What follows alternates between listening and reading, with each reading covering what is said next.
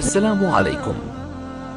لا تنسوا الإعجاب بالفيديو والاشتراك في القناة تشجيعا لنا لنستمر بنشر المزيد إن شاء الله.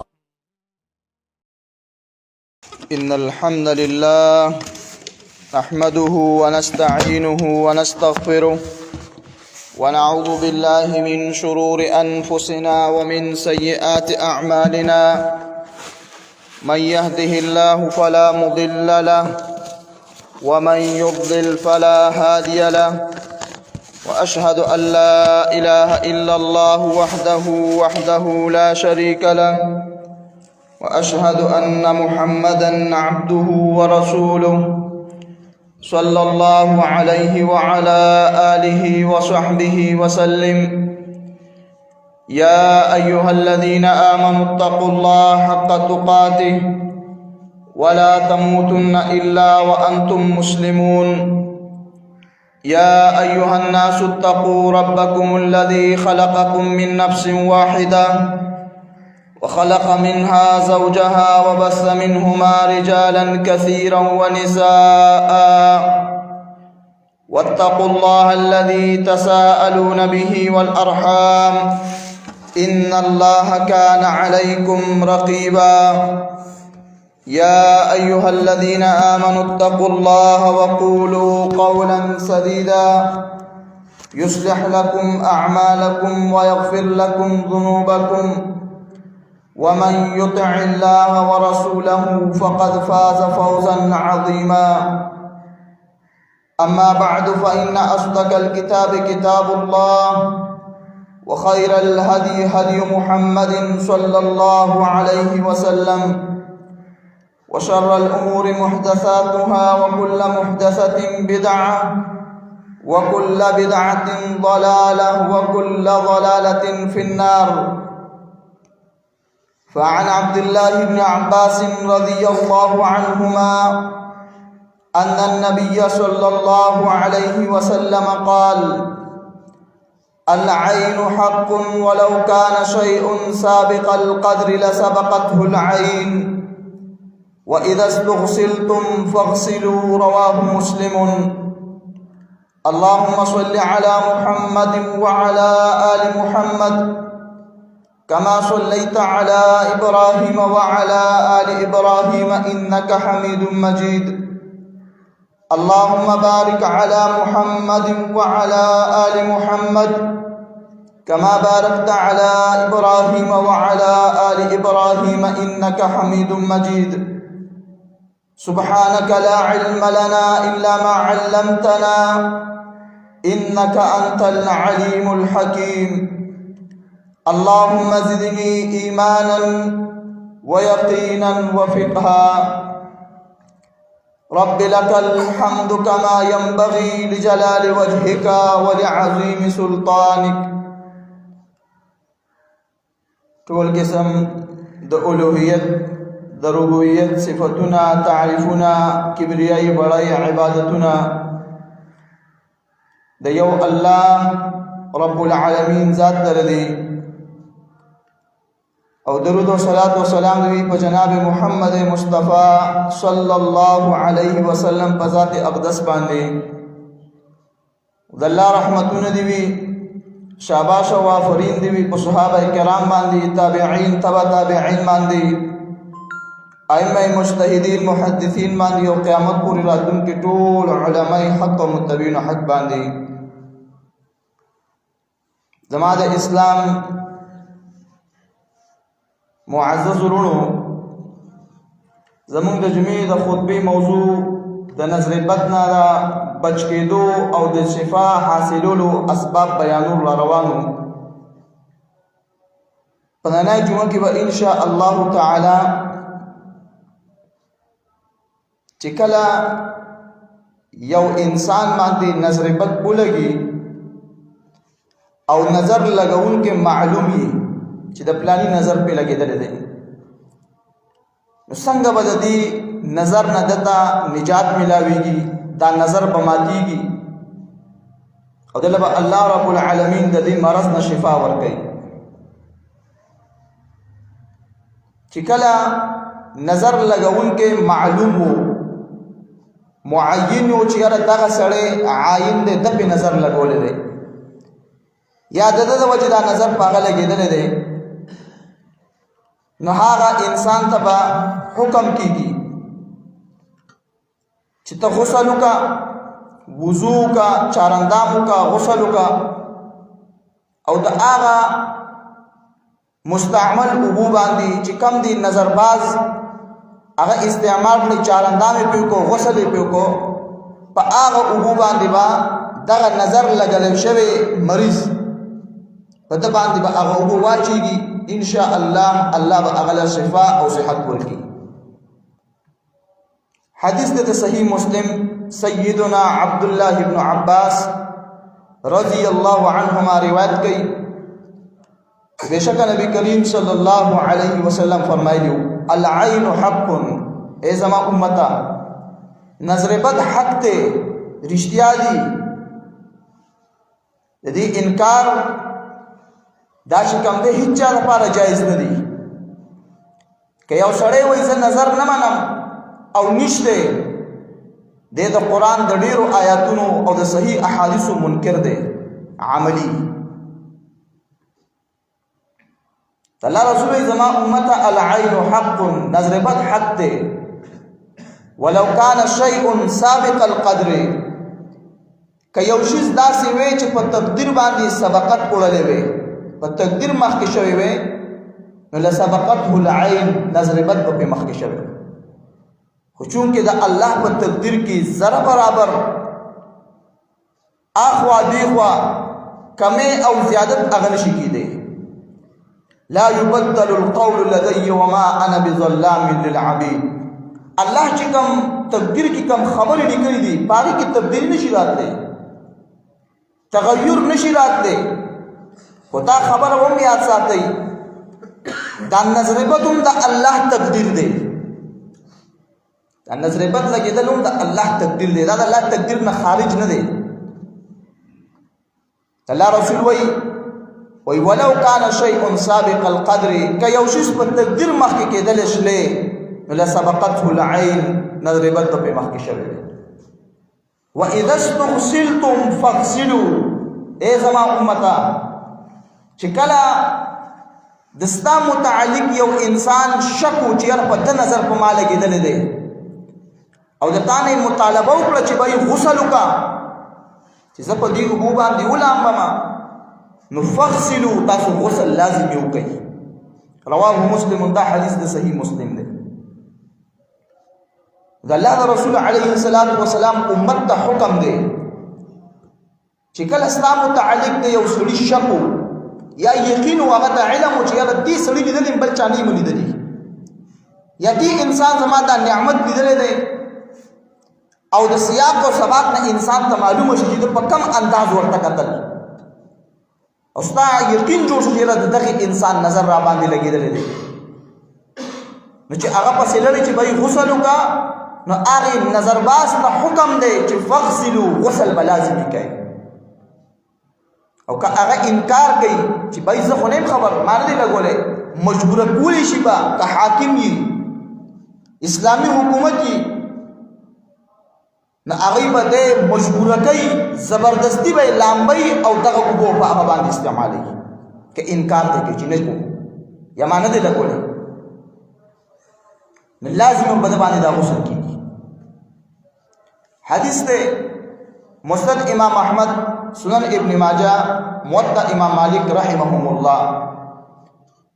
دا حدیثو په کتابونو کې، داسې نورو کتابونو کې دا حدیث موجود دی.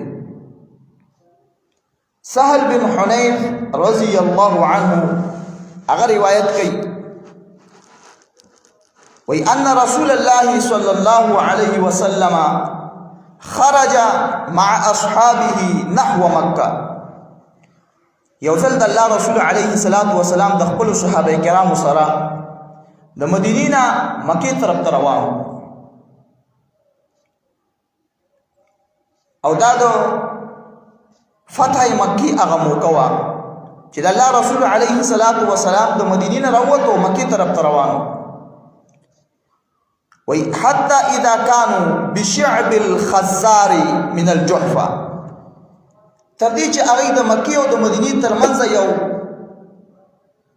یو وادي ده، یو ځای دی، یو ډاګه ده، میدان دی چې د جحفې سره خواکه جحفه یو علاقه ده، هغه ځای کې یو وادي ده، یو ډاګه ده، هغې ته شیب الخزار ویل کېږي. د الله رسول هغه ځای ته راورسېد. نو اغتسل سهل بن حنیف رضی الله عنه. سهل بن حنیف رضی الله عنه هلته ته اوبه میلاو شوي دي چې یاره غسل به وکړم. نو هغه غسل ته لګېدلی لامبلې. وکان رجل ابیض، او سهل بن حنیف د رنګ نه سپین انسان وی حسن الجسم والجلد، د هغه دا څرمنه ډېره ښایسته وه او دا جسم کټ کاټ ډېر ښایسته و، ډېر نازک او ډېر سپین ښایسته شکل صورت الله وله ورکړی. نو وی فنظر الیه عامر بن ربیعه، عامر ابن ربیعه رضی الله عنه روان دی چې ویې کتل سهل بن حنیف غسل کوي، لنګ یې ولید او کمیس یې نشته او لامبي دا اوږې ښکارې کېدي، دا مټ یو دا سینې ښکاره کېدي. نو چې کله عامر بن ربیعه سهل بن حنیف باندې نظر پرېوتو نو وی ما رأیتک اليوم ولا جلد مخبات، یاره تاسې سرمن خو ما چا نه دی په سړو کې، دا خو داسې لږي ته به وایي چې یو پیغله ځوانه جینۍ ده، دی خو دومره ښایسته انسان دی. وی فلبت سهل، دا خبره د عامر ابن ربیعه کولو او سهل بن حنیف هغه را پرغځي شو، راوغورځېدو، په ځمکه باندې پرېوتو او لاسونه خپې وهي، تړپاویږي غریب او د خولې نه ټکې خبر نه راوځي، سترګو نظر لړی، اعصاب کار پرېښودو، سړی په ځمکه باندې پرېوتو.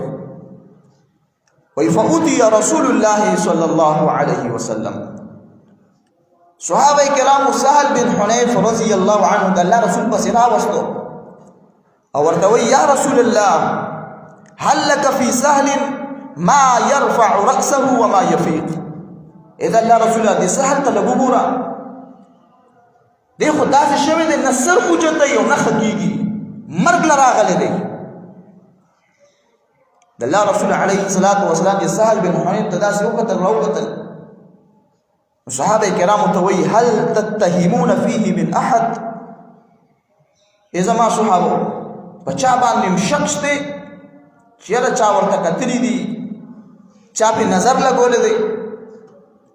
نه هغوی ورته وي او د الله رسوله وی څه چل دی؟ وی نظر الیه عامر بن ربیعه، د سهل بن حنیف غسل کو لامبلي او عامر بن ربیعه پې تېرېدو هغه ورته داسې وکتل او وی ما رأیتک اليوم ولا جلد مخبات، یاره داسې جسم او داسې رنګ خو ما تر اوسه پورې چا نه لیدلی، دا خو پیغله ځوانه جینۍ ده، داسې د دا شکل او صورت او د سرمن دا رنګ او هغه نازکوالی یې خو داسې لګي. د الله رسول علیه الصلاة والسلام صحابو ته ووی مالا عامر بن ربیعه راوغواړئ. فدعا رسول الله صلی الله علیه وسلم عامرا، دا عامر بن ربیعه راولئ چې رالی کېناستو، فتغیض علیه صلی الله علیه وسلم، د هغه په راتلو سره سمدستي محمد رسول صلی په غوسه شو، دا مخ مبارک یې سور شو، دا سترګې تکې سرې شوې او ورته وایي علی ما یقتل احدکم اخاه، په کم ګناه په کم جرم کې تاسو یو سړی خپل ورور وژنئ؟ د تا سره څه بد کړي دي؟ ستا یې کم داسې نقصان کړی دی چې په هغه جرم کې په هغه ګناه کې ته دې د وژلو باندې هغه توله شوي؟ د الله رسول علیه الصلاة والسلام عامر بن ربیعه ته وایي هلا اذا رأیت ما یعجبک برکت، ای عامر تا چې کله دا سهل ابن حنیف ولیدو او د دې سرمنې او د رنګو او د جسم د کټ کاټ ته په تعجب کې واچولې، خوند یې درله درکو چې را ښایسته شکلي صورت دی، تا ورته د برکت دعا ولې نه کوله چې اللهم بارک له، اللهم بارک علیه، اللهم بارک فیه، تا دا ولې نه وي؟ چونکه عامر ابن ربیعه دغه سهل ابن حنیف سره دشمنی نه وه، نه د هغه څه حسد او سکینه او بغض او غیر ارادي طور باندې هغه ته علم هم د دې خبرې نه و، د هغه د خولې نه داسې خبرې وختې. د الله رسول علیه الصلاة والسلام امت ته د تبلیغ دپاره تعلیم دپاره عامر ابن ربیعه باندې غصه شو چې دا ډېر بد کار دی، تا خو قصدن نه دی کړی، ارادتن تا نه دا کار نه دی شوی،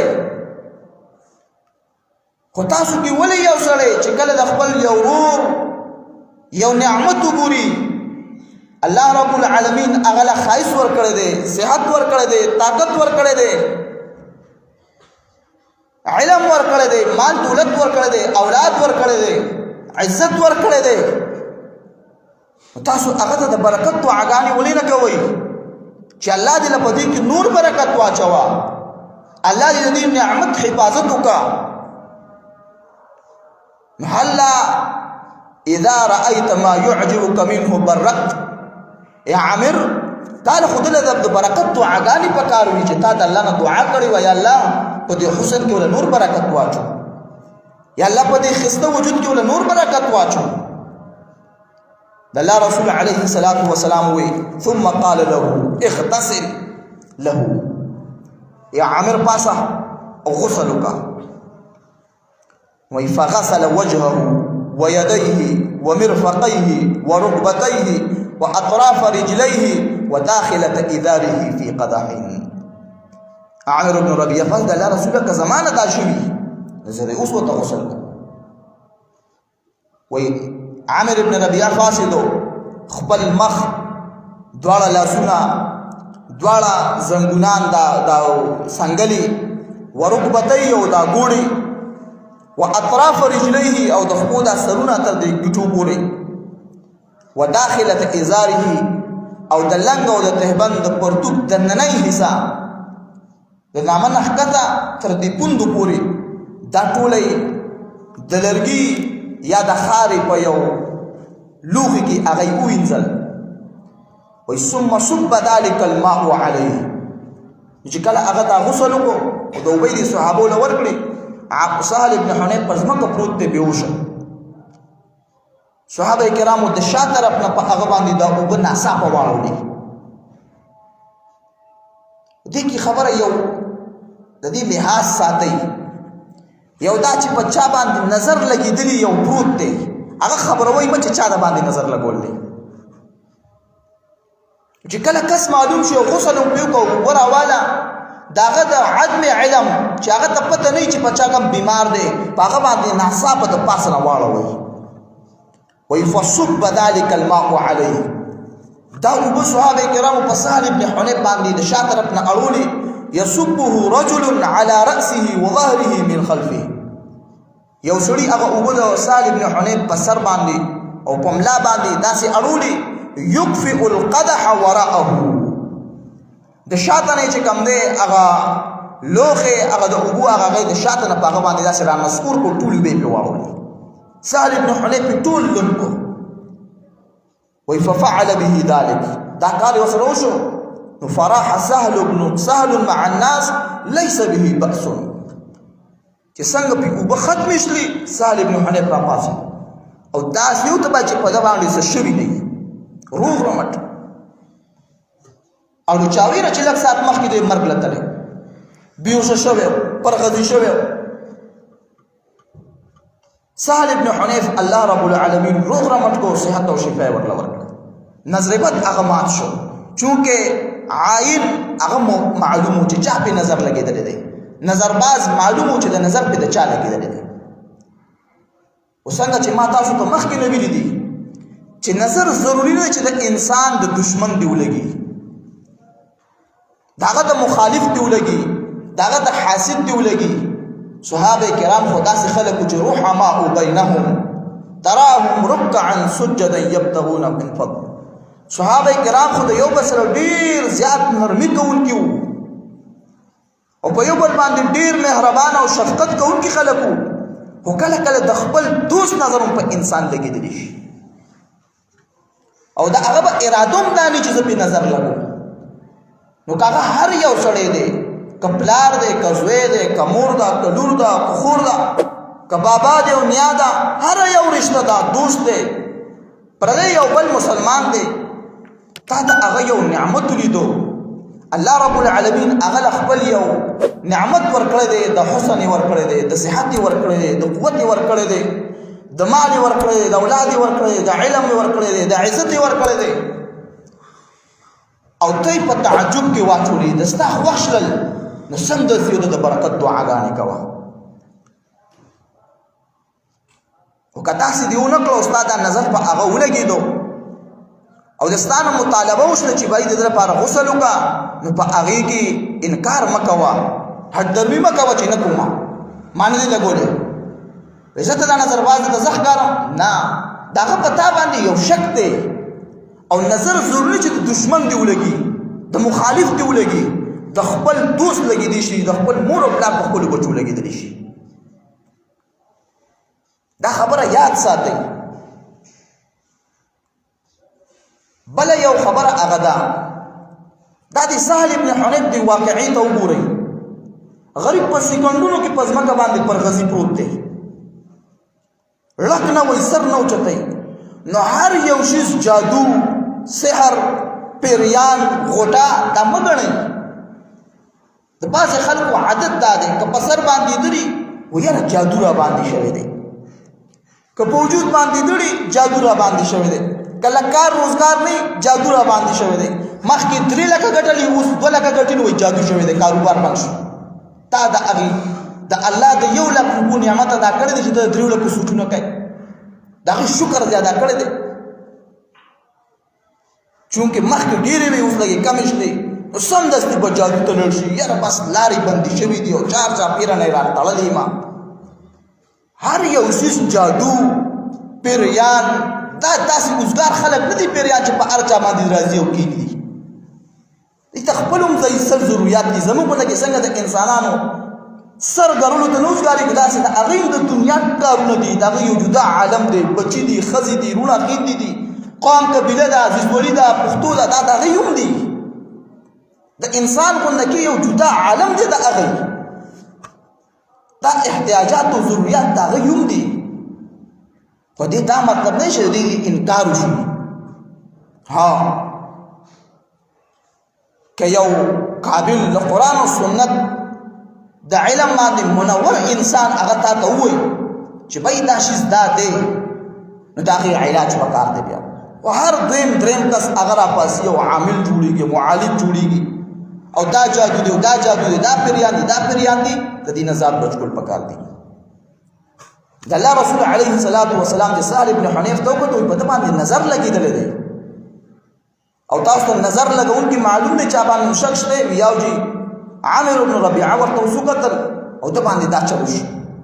د الله رسول هغې راوغوښتو، ورته یې غسل وکړ، غسل یې کړو، هغه اوبه یې په سهل ابن حنیف واچولې، الله ورله صحت او شفا ورکړه. د دې غسل حکم څه دی؟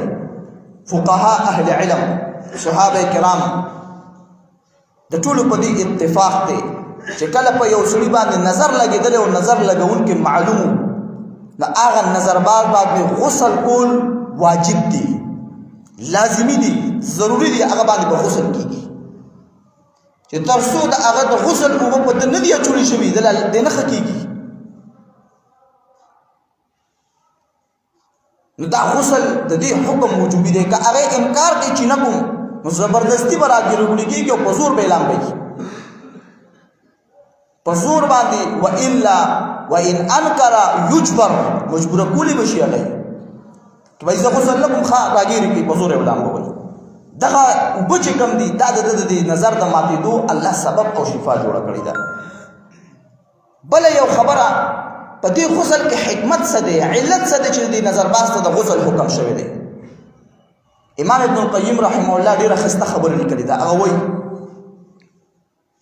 وایي فاعلم ان تریاق السم الحیه فی لحمها، وایي د مار د زهرو تریاق او علاج چې کوم دی د مار په غوښه کې پروت دی. چې مار دې وچیچي که نه او هیڅ طریقې باندې تا ته شفا نه میلاویږي، نو حکیمان او معالجین مار هغه معلوم دي چې دا کم مار زهر دی دا هغه مار د غوښې نه دوای جوړوي او د الله شفا ورکوي بیا وایي وان علاج تاثیر النفس الغضبیه في تسکین غضبها واطفاء نارها بوضع يدك عليه والمسح عليه وتسکین غضبه وایي د یو غصناک نفس علاج په تاثیر پدې کې دی چې کله یو سړی غصه شو او غصه یې هغه راوچته شله نو که د هغه دا غصه ختمول غواړي سړول غواړي دا اور ولا مړول غواړي نو د هغه باندې هغه غصه ختمولو ته کوشش وکړه وایي بوضع یدک علیه لاس پې کېده چې وروړي بس پوه نشته والمسح علیه لاس پې راښکه بس غلطي رانوشته بیا به نه کېږي وتسکین غضبه غصه والا سړی که نو غصه نه یې سړه شي او که ته ورته نور ډېرې د نصیحت خبرې کوې نو هغه غصه نوره سلوه کېږي خو که چې چا غصه کړي وي هغه پې لاس راښکي تسلي وله ورکړي چې بس غلطي رانوشته بیا به نه کېږي نو سمدستي دا غصه ماته شي یره بس دی بس دغسې هغه وایي ولذلك وذلك وذلك بمنزله رجل معه شعله نار د دې مثال داسې دی چې یو سړی دی په لاس کې سکورټه رانیسلې ده اور یې راغستی دی او اراده ده چې تا پې ولي تا له پې مخ وسوځوي او تا اوبه راواغستې او په هغه سکورټې دې واړوې سکورټه دې په لاس کې مړه کړه نو د هغې اثر د شغلې د سکورټې هغه تپ هغه ګرمایش او هغه سوځول هغه دغه هغه به یې ختم شي وایي د دې وجې نه نظرباز ته حکم شوی دی چې کله د ستا نظر په چا باندې لګېدلي نو سمدستي ته اللهم بارک علیه یا الله په دې کې له برکت واچو ستا هغه نظر مات شي وایي دویم وایي د دې نه علاوه لیدفع تلک الکیفیة الخبیثة بالدعاء الذي هو احسان الى المعین وایي ستا په دې دعا په دې کولو سره الله رب العالمین د هغه معاین هغه بیمار چې بچا نظر لګېدلی دی د هغه د جسم نه هغه خبیث اثرات ختم کړي د ستا په دې دعا سره وایي فإن دواء الشیء بضده د هر یو شیز دوایي او علاج د هغې په مخالف کې پرته ده بیا وایي ولما كانت هذه الكيفية الخبيثة تظهر في المواضع الرقيق من الجسد لأنها تطلب النفوذ فلا تجد أرق من المغابن وداخلة الإزار وإذا النظر چې کوم دی که نه دم د شیطاني هغې خبیث اثاراتو د وجې په بیمار په جسم باندې لګي او د ټول نه نرم ځای تلاش کوي نظر د ټول نه په نرم ځای د جسم د ټول نه نرم ځای باندې لومړی اثر کوي چې هغه مغابین ترخونه دي او د شرم د پرتوب د تیبند د لاندې دننۍ حصه ده چې شرمګاه ده او دغه رنګې په جسم کې زړه دی زړه چې دا د ټول نرم اعضا دي او نظر د ټول لومبنۍ په دې نرمو اعضا باندې هغه کوشش کوي نو چې کله یو سړی نظرباز باندې غسل وشي لاسونه ووینځي خپې ووینځي مخ ووینځي ترخونه او د تیبند د لاندې دننۍ حصه ووینځي دغه اوبه راواغستلی شي او په دې بیمار باندې واچولی شي الله هغه اثرات بالکل ختم کی او د نظر دا علاج د نظر علاج د دنیا هیڅ ډاکټر پس هغه سره نشته د دنیا هیڅ حکیم سره د نظر علاج نشته چې د نظر علاج وکړي که د نظر علاج کیږي نو په اذکار شرعیه باندې په دمونو باندې او دغه رنګې تعوذات باندې او دغه شان که کله نظرباز معلوم وي د هغه د غسل په اوبو باندې صرف علاج کېدی شي لکه څنګه چې په سکورټه باندې اوبه واړی سکورټه مړه شي دغسې چې په بیمار باندې د نظرباز اوبه واچولی شي هغه د نظر هغه آثار هغه ختم شي هغه مړاوي شي بالکل ختم شي او بله یو خبره د غسل د دې اوبو اثر دا د زړه سره دی چې څنګه په هغه باندې اوبه واچولی شي ټول لومړنۍ د هغه په زړه باندې د اوبه اثر کوي او الله د هغې نه د نظر هغه ماده هغه اثر هغه الله رب العالمین راوباسي او دله الله شفا ورکړي نو کله چې نظرباز معلوم و په چای نظر لګولي نو هغه ته به د غسل حکم کېږي چې ته غسل وکړه او هغه غسل اوبه د شا طرف نه ناڅاپه په هغه بیمار باندې واچولی شي الله رب العالمین ورله صحت ورکړي شفا ورکړي دا خو زما د کم علمۍ او د کم وسعت چې ما سره کم اسباب د نظر د ماتولو د هغې نه د ځان د بچکولو دپاره هغه مونږ بیان کړل. الله رب العالمین نه دعا او سوال دی چې الله رب العالمین د دنیا او د آخرت د امتحاناتو نه د مشکلاتو او د مرضونو نه الله مونږ له حفظ و امان را نصیب کړي. الله رب العالمین زمونږ ټولو بیمارانو له د جسمانی ظاهري او باطنی معنوي ټولو بیمارونه الله رب العالمین صحت او شفای کامله عاجله نصیب کړي. دا هغه اسباب دي چې په شریعت کې قرآن او حدیث کې سلف صالحین نه هغه نقل دي چې کله انسان دا اختیار کړي الله یې د نظر بد نه هغه بچ کوي او الله په دې باندې نظر بد هغه ماتوي. اخیره کې یو اعلان مې کو هغه دا مونږ د جمعات لپاره دویمه درېیمه ورځ دا ګریزر اخیستی دی ټینکای اخیستی ده او دا ټول هغې سره پیپونه وغیره ګریزر په 28,220 روپۍ باندې شوی دی او ټینکای او دا پیپونه او دا نور سامان دا 12,000 روپۍ باندې ټوټل شوي دي. نو 40,500 روپۍ په دې باندې خرچه راغلې ده چې الله رب العالمین چاله وس طاقت ورکړي د الله د ورکړي شوي مال نه د دغې قرض د اداګۍ کوشش وکړي په دې کې تعاون وکړي چې الله د قرض دا پیسې ختمې کړي. په قرضو باندې راوړی دی که چاله الله وس ورکړي نو ټولې دې ورکړي. داسې تور لوی شیز نه چې انسان نشي ورکولی. پرون ما ته یو سړي یو میسج رالیږلی و وایي جومات کې 100 روپۍ ورکول موږ ته ډېر لوی کار ښکاري او په بازار کې 100 روپۍ د ځان باندې خرج کول پای باندې موږ فخر کوو. وایي د کرکټ میچ کمنټرۍ اورېدو دپاره موږ سره 3 ګنټې ښه ډېري او موږ باندې کمې لګي خو د جمعې د خطبې 9 ګنټې اورېدو دپاره موږ سره ټایم نه وي. دغه شان په بازارونو کې او په چوکونو کې ودرېدل په ګنټو ګنټو به وکړو په جومات کې 9 ګنټه ناسته زموږ نه کېږي.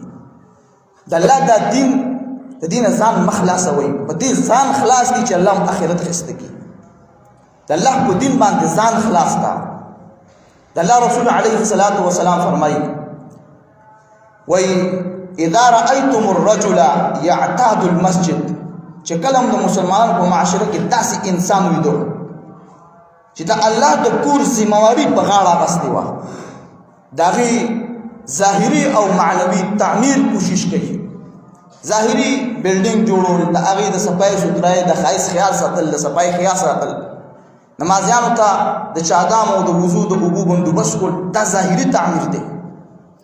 او معنوي تعمیر د قرآن او حدیث په درس او تدریس په عباداتو د قرآن په تلاوت او په منځونو په ذکر او اذکار جومات آبادول. نو فاشهدوا له بالایمان د دې انسان د ایمان ګواهي کوي چې دا مؤمن سړی دی.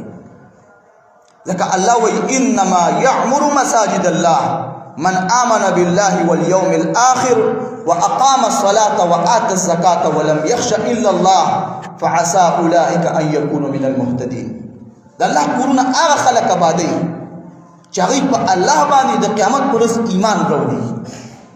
مقصد یې دا دی چې دا څه کوم الله به دې بدلې راکوي دا به ما ته الله راکوي. قرآن کې الله وایي وما انفقتم من شیء فهو یخلفه. ته چې څوم د الله په نوم خرج کوي الله تعالی به د هغې غوره بدلې درکوي. په دنیا کې به هم درکوي په آخرت کې به هم درکوي. دا یقین جوړ کړئ یقین. د الله رسول علیه الصلاة والسلام چې کله مسجد نبوي تعمیر کو نو په خپل لاس د الله رسول د مسجد نبوي دپاره 4 کناله ځمکه اخیستې وه سوره چې پای کې د وضوخانې او لیټرینونو ټول سپونو بس صرف د جومات په کوټ کې د الله رسول یو مدرسه جوړه کړې وه اصحاب الصفا چې هغې کې به 120 طالبان اوسېدل.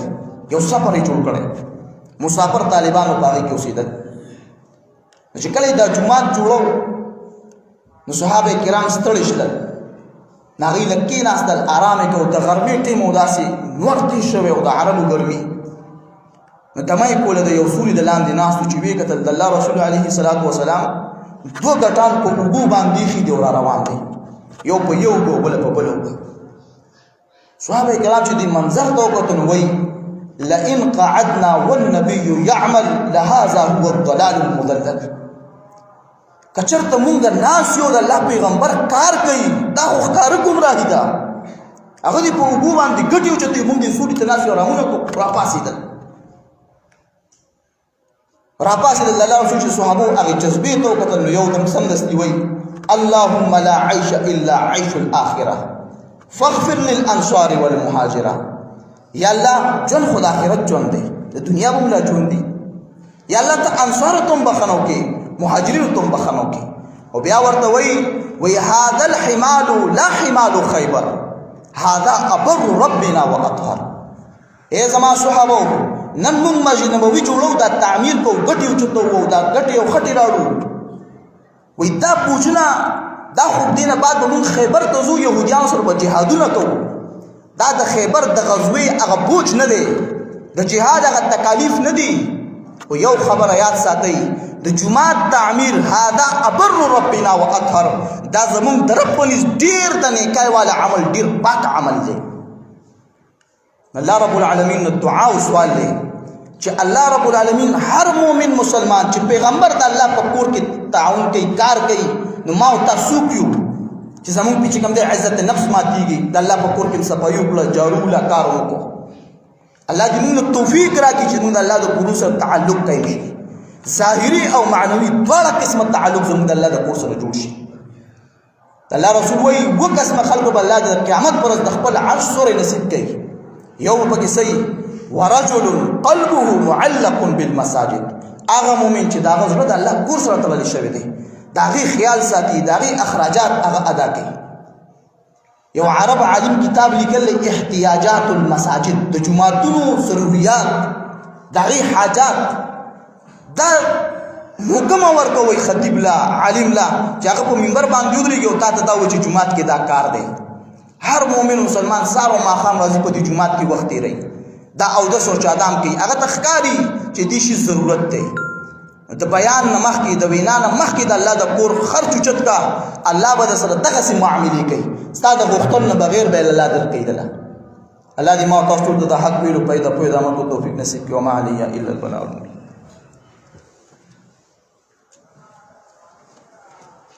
إن الحمد لله نحمده ونستعينه ونستغفره ونعوذ بالله من شرور أنفسنا ومن سيئات أعمالنا. من يهده الله فلا مضل له ومن يضلل فلا هادي له، وأشهد أن لا إله إلا الله وحده لا شريك له، وأشهد أن محمدا عبده ورسوله صلى الله عليه وعلى آله وصحبه وسلم. اللهم يا قاضي الحاجات اقض حاجاتنا وحاجات المسلمين. اللهم يا شافي الأمراض اشف مرضانا ومرضى المسلمين. ربنا تقبل منا إنك أنت السميع العليم، وتب علينا إنك أنت التواب الرحيم. ربنا آتنا في الدنيا حسنة وفي الآخرة حسنة وقنا عذاب النار. وصلى الله على النبي محمد.